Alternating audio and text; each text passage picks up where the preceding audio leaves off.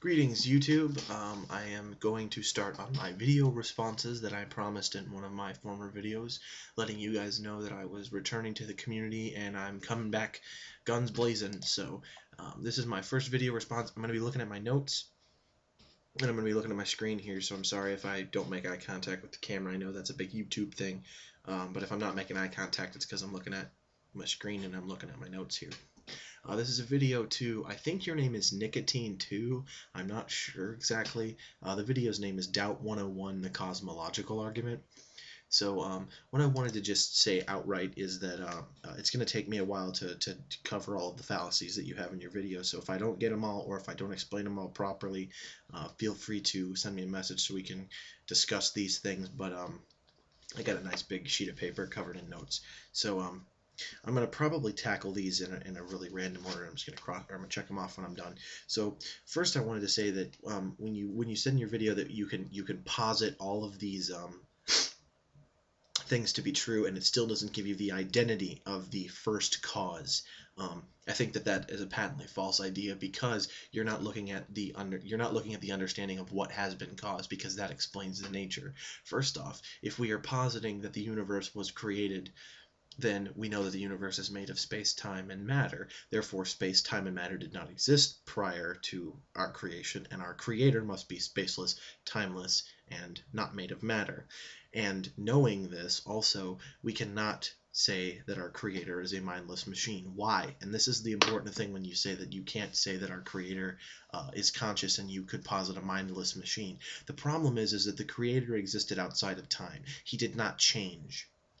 He, or it, we'll just say it for the sake of argument, whatever it was, existed outside of time, and so it did not change, and it had to have made a decision to create time, to do something temporal, because a machine can only calculate based off of what it already understands. To posit that a machine created the universe, one, posits that the understanding of the universe existed before the universe, and for it to be understood, something would have to think through it, which would require the creation, or which would require time already.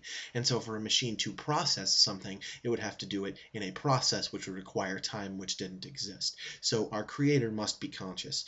The deistic argument is not a strong one in my opinion, saying basically that there can be creator God, but he does not concern himself with the universe. But I concede, or I would say, that if he created time when there was no time, and a life-sustaining universe, then him not participating in the universe would seem almost nonsensical. To create something so different from himself and then not to be involved in it would seem nonsensical, and he's obviously intelligent if he can create something as creative and as intricate as we see around us. And so you're not necessarily conscious is actually it's not going far enough with the argument, saying that this argument proves a first cause. What is being caused proves a personal creator. So we know that it's not a machine.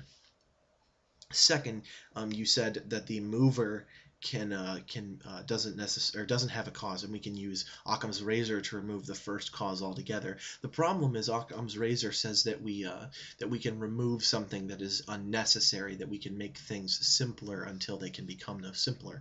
The problem with this is that we know the universe came into existence, and I will tackle your eternal argument in a second. But just go with me on this: is that if we understand the universe to be created, then a first cause is necessary, and it cannot be removed by Occam's razor. So you're using Occam's razor fallaciously, and I would ask you not to do so.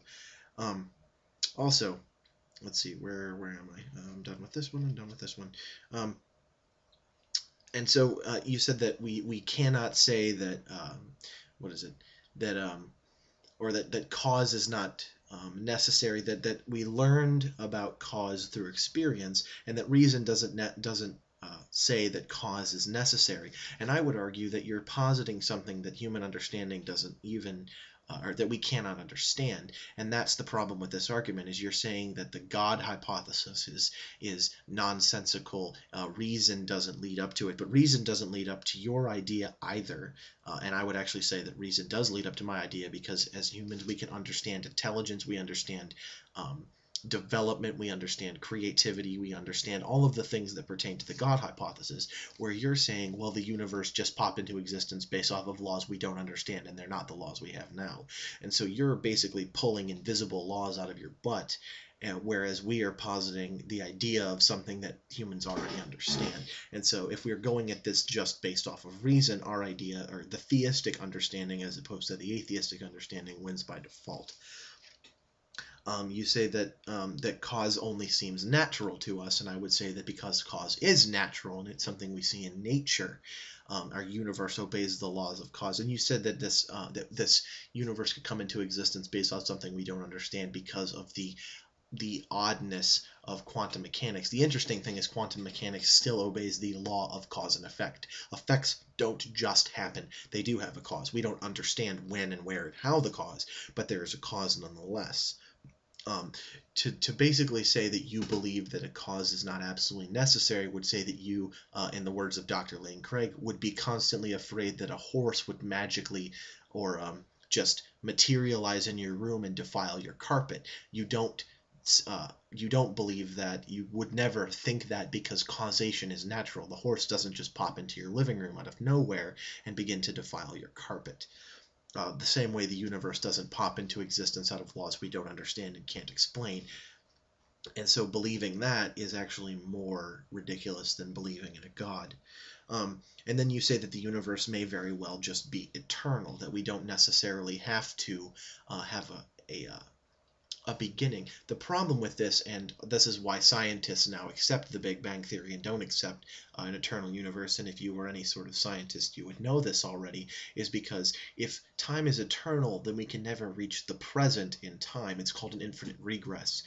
What basically the best way to explain this is if I say to you, Nicotine, I guess I'm just going to assume that's your name until you tell me otherwise.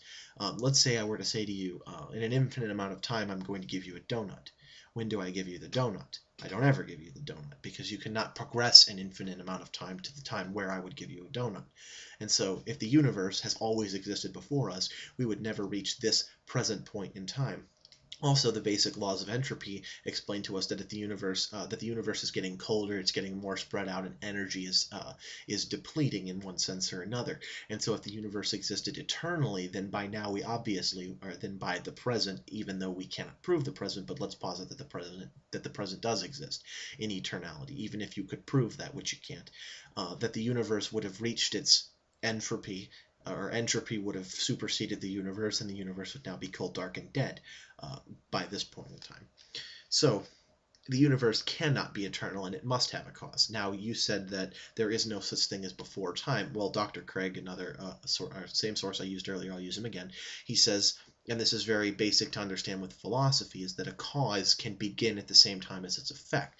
To say that there is nothing before, that there is no change before time zero, that change occurs at time zero and then progresses on forward from there. So the universe is created and then change basically continues. To say that time starts at the first change and then progresses on after that.